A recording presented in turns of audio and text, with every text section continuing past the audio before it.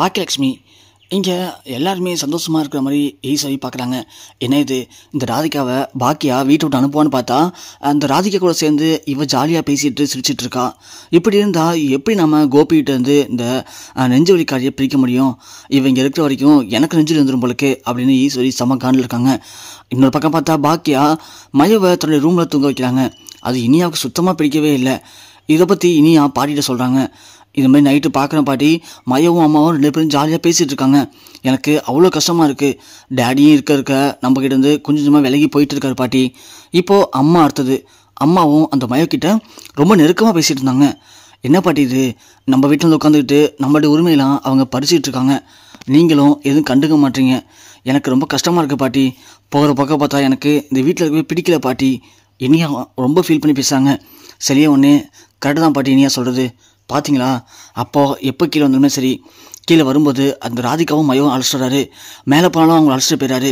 Daddy இப்போது தனியாகவே வெளியே வரமாட்டாரு. டேடி வந்தாலே அவங்க கூட மட்டும்தான் வராரு, இல்லைனா கீழே வரமாட்டாரு. அம்மாவும் அதுக்கு சப்போர்ட் பண்ணுறாங்க. கேட்டால் அவங்கள்ட்ட நான் வாடகை காசு வாங்கிக்கிட்டேன், என்னால் எதுவும் சொல்ல முடியாது, அவங்கள பொறுத்த வரைக்கும் இங்கே வாடகைக்கு இருக்காங்கன்னு சொல்கிறாங்க. இதெல்லாம் என்ன பாட்டி பார்க்க நல்லாவா இருக்குது? நாம் 2 நாளைக்கு முன்னாடி வரைக்கும் எவ்வளோ ஜாலியாக இருந்தோம். டேடி நம்மள்ட்ட நல்லா டைம் ஸ்பெண்ட் பண்ணார், நம்ம கூடவே இருந்தார், நல்லா இருந்துச்சு. ஆனால் ஒரே நாளில் பாருங்கள் பாட்டி வாழ்க்கை எப்படி மாறி போச்சுன்னு சொல்லிட்டு. எல்லாத்துக்கும் காரணம் அந்த ராதிகா வராத வரைக்கும் நல்லா இருந்துச்சு. அவங்க வந்துட்டாலே டேடி டோட்டலாக மாறிட்டாரு. பாட்டி நீங்கள் எதனா பண்ணுங்கள் பாட்டி, எப்படியாவது அவங்கள இந்த வீட்டை விட்டு அனுப்புங்க பாட்டி. நாம் பழைய மாதிரி டேடி கூட ஜாலியாக இருக்கலாம் பாட்டி.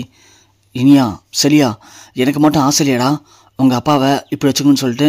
ஏண்டா நான் அவனை எந்த அளவுக்கு பார்த்து வச்சுக்கிட்டேன். ஆனால் ஒரே நாளில் பாரு, அவன் திரும்பவும் அந்த ராதிகா அப்படின்னு அவள் பின்னாடி போய் எவ்வளோ பெரிய மாற்றத்தை கொண்டு வந்துட்டான்னு சொல்லிட்டு. அவள் ஆளும் அவள் பேசுறதும் உண்மைனே இருப்பாடா. அவளுக்கு சிரிக்கவே தெரியாது, சிடு மூஞ்சி அவள். அதை மட்டும் இல்லாமல் அவள் சாப்பிட்ற சாப்பாடை பாரு, அதை கோபிகிட்ட கொடுத்து கோபி சரியாக சாப்பிட மாட்டான்.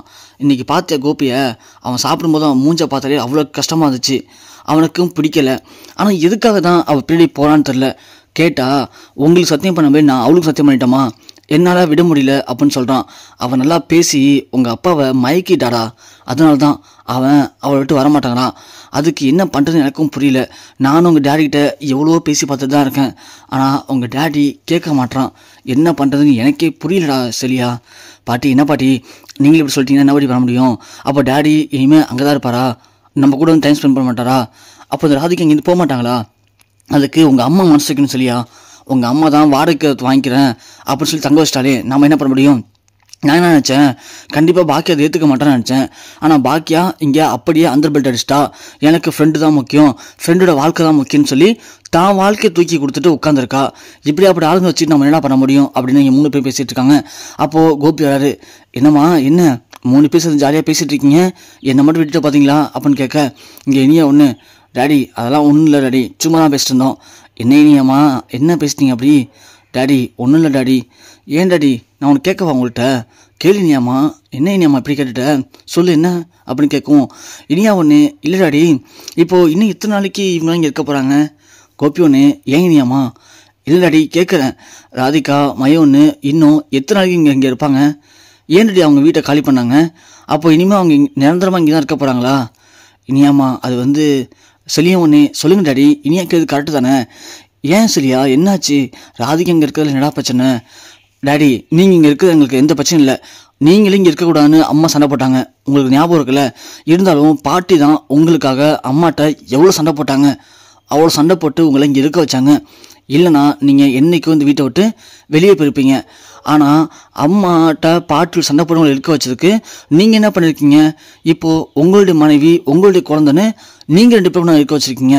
இதை பார்க்கும்போது பாட்டிக்கு ரொம்ப கஷ்டமாக இருக்குது. பாட்டிக்கு ஆரம்பத்துலேருந்து ராதிகாவை பிடிக்காது. அப்படி இருக்கும்போது நீங்கள் அம்மாவுடைய இடத்துல இப்போ ராதிகா வச்சுருக்கீங்க. இப்போது ராதிகா வராத வரைக்கும் நீங்கள் எல்லாத்துக்கும் அம்மா எதிர்பார்த்தீங்க, ஆனால் இப்போது எல்லாத்துக்கும் ராதிகா எதிர்பார்க்குறீங்க. அப்படி இருக்கும்போது பாட்டி ரொம்ப ஃபீல் பண்ணுறாங்க டேடி. பாட்டிக்கு அவங்க இருக்கிறது பிடிக்கலை, ஓப்பனாக சொல்லணும்னா. ஏன் எங்களுக்கும் பிடிக்கலை. அவங்கள முதல்ல இங்கே அனுப்புங்க டேடி. சரியா, இங்கே பாடுறா, ராதிகா ரொம்ப கஷ்டப்பட்டுருக்காடா. ஆரம்பத்துலேருந்து ரொம்ப கஷ்டப்பட்டு இப்போ தான் ஏதோ நல்ல நிலைமைக்கு வந்திருக்கா. அவளை கடைசி வரைக்கும் கண்கலங்காமல் பார்த்துக்குன்னு சொல்லி நான் அவளுக்கு சத்தியம் பண்ணி கொடுத்துருக்கேன்டா. அப்படி இருக்கும்போது உங்கள் டேடியை நம்பி யாரையாவது உங்கள் டேடி சரியாக பார்த்துக்க விட்டுட்டா அது எவ்வளோ கஷ்டமாக இருக்கும் சரியா, நீயாச்சும் கொஞ்சம் புரிஞ்சுக்கோ சரியா. அதனால தான் டேடி அவளை இங்கே தங்க வச்சுருக்கேன். இன்னும் கொஞ்ச நாள் தான், அதுக்கப்புறமா பக்கத்தில் வீடு பார்த்துட்டு நான் அழைச்சிட்டு போய்ட்றேன். அப்போது உங்களை பொறுத்த வரைக்கும் டேடி நாங்கள் முக்கியம் இல்லை டேடி, உங்களுக்கு அவங்க மட்டும் தான் முக்கியமா? அப்போ அவங்க அழைச்சிட்டு போயிட்டா எல்லாம் முடிஞ்சிச்சா டேடி? செல்லியன் கேட்ட கேள்விக்கு கோபியால் பதில் பேச முடியாமல், சரியா அது இல்லைப்பா, அது டேடி அப்போ உங்களுக்கு எங்கள் மேலே பாசம் இல்லை, உங்களுக்கு ஏதோ ஒரு காரியம் ஆகும்னு சொல்லி இங்கே இருந்தீங்க, எங்கள்கிட்ட நல்லா பேசுனீங்க. நீங்கள் பழைய மாதிரி இப்போது திரும்பவும் அந்த ராதிகா தான் முக்கியம், அவங்க குடும்பம் தான் முக்கியம்னு சொல்லி கிளம்ப போகிறீங்க. அப்போ உங்களுக்கு எங்கள் மேலே பாசமே இல்லையா டேடி? அப்போது அம்மா சொன்னதெல்லாம் கரெக்டு தானே? எனக்கு இருந்தாலும் உங்கள் டேடி திரும்பவும் பழைய மாதிரி தான் போக போகிறாரு, அதுக்காக வேஸ்ட்டாக அவர் மேலே நம்பிக்கை வைக்காதீங்கன்னு சொன்னாங்க. ஆனால் நாங்கள் தான் டேடி நம்பல, அதெல்லாம் கண்டிப்பாக எங்கள் டேடி இப்படி பண்ண மாட்டார், எங்களை புரிஞ்சுக்கிட்டாரு, திருந்திட்டாரு, மாறிட்டாரு, இனிமேல் எங்கள் டேடி எங்க கூட தான் இருக்க போகிறாரு கடைசி வரைக்கும் அப்படின்னு நாங்கள் தான் டேடி கனவு கண்டிருக்கோம். நீங்கள் அம்மா சொன்ன மாதிரி பழைய மாதிரி தான் டேடி, உங்களை எனக்கு பிடிக்கல டேடி, நீங்கள் எனக்கு வேணாம் அப்படின்னு சொல்லிட்டு இனியா ரொம்ப கோபமாகிச்சு போகிறாங்க. இனியான்னு கோபி கத்துறாரு. ஈஸ்வரனே ஏன் கோபி, அவள் சொல்கிறது தப்பு இல்லடா, அவள் சொல்கிறது கரெக்டு தானே.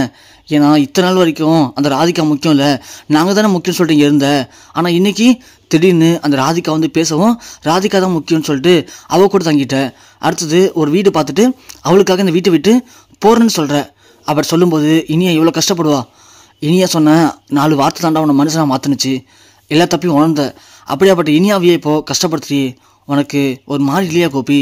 அம்மா நீங்களே அம்மா புரிஞ்சுக்காமல் பேசுகிறீங்க, இனியா தான் சின்ன பொண்ணு, புரிஞ்சிக்கல, நீங்களும் புரிஞ்சிக்க மாட்டீங்களாம்மா? நான் இதே வீட்டில் இருக்கணும்னு ஆசைப்படுறேன் தான், இல்லைன்னு சொல்ல. ஆனால் என் கூட ராதிகா இருக்கணுமா, ராதிகாவை நான் கடைசி வரைக்கும் கூட வச்சுப்பேன்னு சொல்லி சத்தியம் பண்ணியிருக்கமா? கோபி உன் சத்தியத்தை தூக்கி குப்பையில் போடு, சும்மா அதே சொல்லிட்டு இருக்காத, சத்தியம் பண்ணிட்டேன்னு சொல்லிட்டு.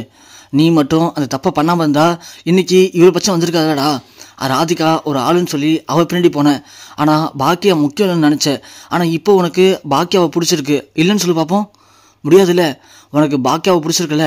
அப்படி இருக்கும்போது நீ அந்த ராதிகாவை விட்டுட்டு வாடா, நான் உன்னை பாக்கியாவோட சேர்த்து வைக்கிறேன்.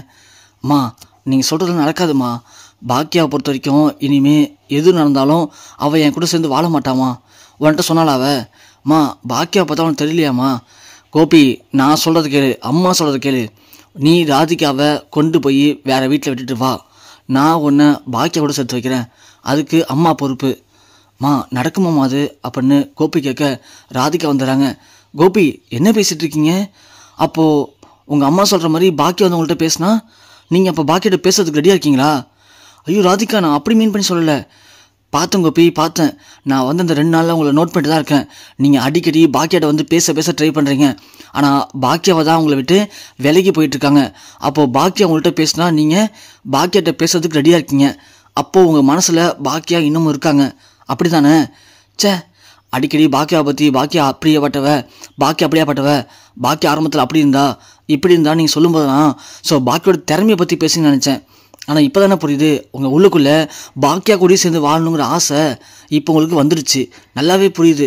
நான் தான் முட்டாள், எங்கள் அம்மா அன்றைக்கே சொன்னாங்க, இவர் நம்பி போகாத, இவர் பச்சொந்தி மாதிரி அடிக்கடி மாறிக்கிட்டே இருப்பாருன்னு சொன்னாங்க. நான் தான் கேட்குறேன், இன்றைக்கி நேராகவே பார்த்துட்டேன் கோபி. இதுக்கு மேலே நான் கூட வாழ்கிறது வேஸ்ட்டு கோபி. ஐயோ ராதிகா, நான் சொல்கிறது கேள் ராதிகா. ஈஸ்வரனே பார்த்தியா கோபி, நீ இப்போது என்ன சொல்லிட்ட? நீ இன்னும் சொல்லவே ஆரம்பிக்கலை, எதுவுமே சொல்லி முடிக்கவும் இல்லை. ஆனால் அதுக்குள்ளே இந்த நெஞ்சு வலிக்காரி என்னென்ன பேசுகிறா பார்த்தியா? கோபி அம்மா சொல்கிறது கேளுப்பா, நீ அவள் பின்னாடி போனா இப்படி தான் வாயை திறந்தாலே அவள் ஆயத்தட்டு குறை கண்டுபிடிப்பா. அந்த குறையை நீ சரி பண்ணுறதுக்கு அவள்கிட்ட சமாதானப்படுத்தி உனக்கு பாதி உயிர் போயிடும்டா. உனக்கு ஏற்கனவே நெஞ்சு வலி இருக்குது, இதெல்லாம் நினச்சி நீ மனசப்பட்டு குழப்பிக்கிட்டனா உனக்கு திரும்பவும் நெஞ்சு வலி தாண்டா கோப்பி வரும். அம்மா சொல்கிறது கேளுப்பா, அவளை விட்டுரு. அவளெல்லாம் நம்ம கட்டுப்படுத்தி வைக்க முடியாதுடா, அவெல்லாம் காட்டாரு மாதிரி அவள் பாட்டு ஓடிட்டு தான் இருக்கணும்னு நினப்பா. நீ அவள் கூட சேர்ந்து ஓடணும்னு நினச்சனா சேதாரம் உனக்கு தாண்டா கோப்பி. அவளை விட்டுடு, அவள் பாட்டுக்கு போட்டும். அவளாம் தனியாகவே இருந்தால் தான் லாய்க்கு, அவளாம் தனியாக இருந்தால் தான் அவளுக்கு ஒரு அருமை புரியுண்டா கோப்பி. அம்மா சொல்கிறது கேளுப்பா, நீ மட்டும் அம்மா சொல்கிறத கேட்டு அவளை விட்டுட்டா அப்படின்னா கண்டிப்பாக நான் உன்னை பாக்கிய கூட சேர்த்து வைக்கிறேன் கோபி அப்படின்னு ஈஸ்வர் சொல்ல, இங்கே கோபிக்கு என்ன பண்ணேன்னு தெரியல. ராதிகா அவங்களோட பேக் எடுத்துகிட்டு மயம் வச்சுட்டு கிளம்புறாங்க. இங்கே கோபி ராதிகான்னு சொல்லி கிளம்ப போகிறாரு. ஈஸ்வரி கோபியோட கையில் பிடிச்சி இழுத்து நிப்பாட்டுறாங்க. நீ போகக்கூடாது, இங்கே தான் இருக்கணும் அப்படின்னு சொல்லிட்டு. கோபிக்கு என்ன பண்ணுறதே தெரில. கோபிக்கு மனசுக்குள்ளே அவங்க நினைக்கிற மாதிரி பாக்கியா கூட சேர்ந்து வாழணுங்கிற ஆசை ஒரு பக்கம் இருக்குது, இருந்தாலும் ராதிகா கூட சேர்ந்து வாழணுங்கிற ஆசை இருக்குது. இது கண்டிப்பாக ரொம்ப தவறான விஷயம் அப்படிங்கிறது கோபிக்கு நல்லாவே புரிஞ்சு என்ன பண்ணுறது இப்போது அப்படின்னு தெரியாமல் அப்படியே குழப்பத்தில் நிற்கிறாரு.